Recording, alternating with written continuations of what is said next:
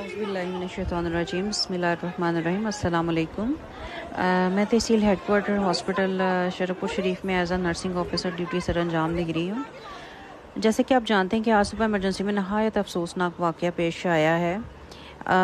Emergency में मौजूद doctor Adil पर बहुत ज़्यादा तशद्दुद किया गया। अस्पताल में खिड़कियाँ, मशीनरी और फर्नीचर की तोड़ फोड़ की गई है, जिसकी मैं पुरज़ोर मज़म्मत करती हूँ और हमारे अस्पताल का बाकी अमला भी पुरज़ोर मज़म्मत करता है।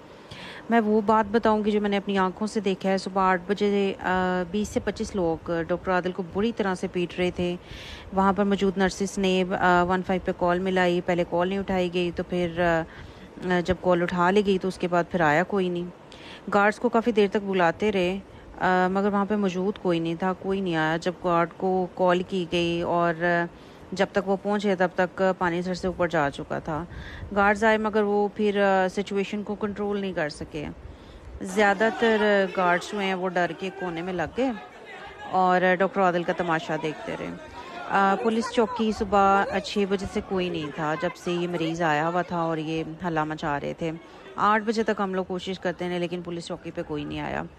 मैं खुद भी भागकर मदद लेने गई हूँ जब डॉक्टर आदिल को बहुत ज़्यादा मार पिटाई शुरू कर दी थी इन्होंने, मगर वहाँ पे कोई भी मौजूद नहीं था। जैसा कि वीडियो में नज़र आ रहा है, मैं औरत होते हुए भी इस जत्थे के सामने गई और डॉक्टर आदिल की बाजू खींचकर बाहर निकाला और भागने का कहा, और अटेंडेंट को हाथ जोड़कर और धक्के देकर बिखेरती रही ताकि डॉक्टर आदिल को भागने का वक्त मिल सके। सिचुएशन ऐसी नहीं थी कि इनकी जान बच पाती, मगर अपने अल्लाह पर बहुत यकीन है मुझे ना। मेरे अल्लाह ने इस मासूम डॉक्टर का साथ दिया और वो भागने में कामयाब हो गया। जब डॉक्टर आदिल भागे तो अटेंडेंट भी इनके पीछे भागे। अल्लाह का शुक्र है कि वो कार में बैठ गए। अटेंडेंट ने इनकी कार का पीछा किया, इनकी कार पे हमला किया, कार पे ईंटें मारी, लोहे का बेंच मारा, मगर अल्लाह ने इनकी ज़िंदगी लिखी थी और वो भागने में कामयाब हो गया अल्हम्दुलिल्लाह। हमें ये बताएं कि मुल्क भर में कहीं भी डॉक्टर्स और नर्सेज के लिए सिक्योरिटी नहीं है। इस दहशत ज़दा इन्वायरमेंट में हम किस तरह से काम करें? मरीज़ जो अब ये आया है, जिसका मसला बना है, मरीज़ हाई ब्लड प्रेशर के साथ आया। नर्सिंग ऑफिसर ने इसे वक्त पर चेक किया, टाइम पर दिल की धड़कन वगैरह देखी, सैचुरेशन देखी, ऑक्सीजन लगाई, डॉक्टर आदिल ने बीपी की दवाई लिखी, मरीज़ को लगा दी। उसके बाद मरीज़ को वॉमिटिंग हुई, उसका भी इंजेक्शन फ़ौरन लगा दिया गया, और बार बार जो है ना ब्लड प्रेशर और बाकी vital science, heart rate monitor होता रहा। जब डॉक्टर आदिल ने देखा है कि पेशेंट जो है क्रिटिकल ही है और रिवर्स नहीं हो रहा है, डॉक्टर आदिल ने अटेंडेंट्स को बता दिया कि मरीज़ को सीवीए लग रहा है या स्ट्रोक हो सकता है, कुछ भी हो सकता है। अब देखिए वहाँ पर हमारे छोटे से हॉस्पिटल में इस वक्त कोई भी लेबॉर्ट्री टेस्ट की जगह कोई सीटी स्कैन मशीन नहीं अवेलेबल है, तो हमें ये होता है कि हमें पेशेंट को भी लाहौर भेजना पड़ता है, जहाँ पे वो मशीनरी अवेलेबल हो, जिस तरह का टेस्ट दरकार होता है। और डॉक्टर आदिल ने प्रॉपरली गाइड किया है कि मरीज़ को उस तरह का मसला लग रहा है तो टशी केयर अस्पताल में फ़ौरन सिटी स्कैन की ज़रूरत है।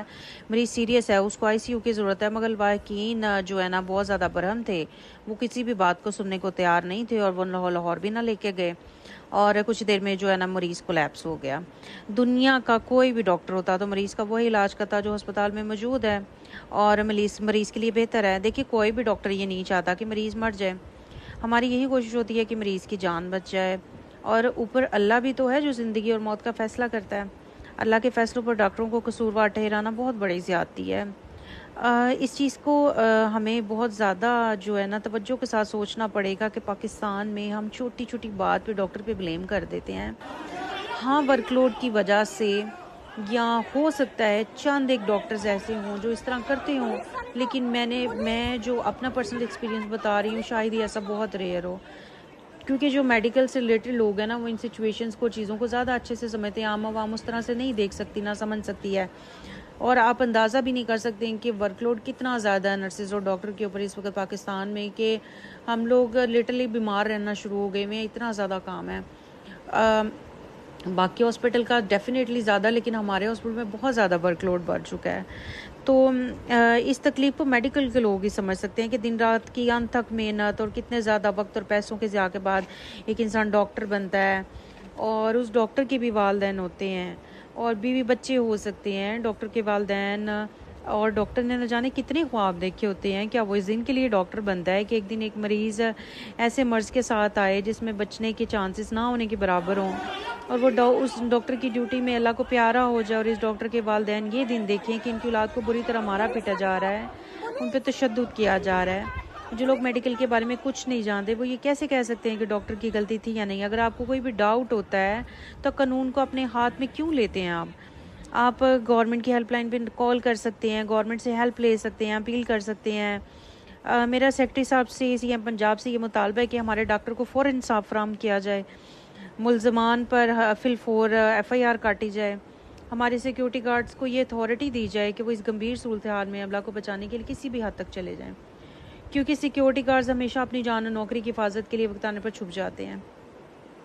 मेडिकल की अमला की सिक्योरिटी का मसला मुल्क भर में है। माजी में बहुत से ऐसे वाक़यात हो चुके हैं जिनकी वजह हमारे पास सिक्योरिटी का ना होना है। खुदारा हम पर भी रहम किया जाए, हमारी भी फैमिली हैं, बच्चे हैं, और मुल्ज़मान को उनके अंजाम तक पहुंचाया जाए। पूरे हस्पताल ने इस वक्त स्ट्राइक की हुई है और हम गवर्नमेंट ऑफ पाकिस्तान से इंसाफ की अपील करते हैं और मुंतज़िर हैं। शुक्रिया।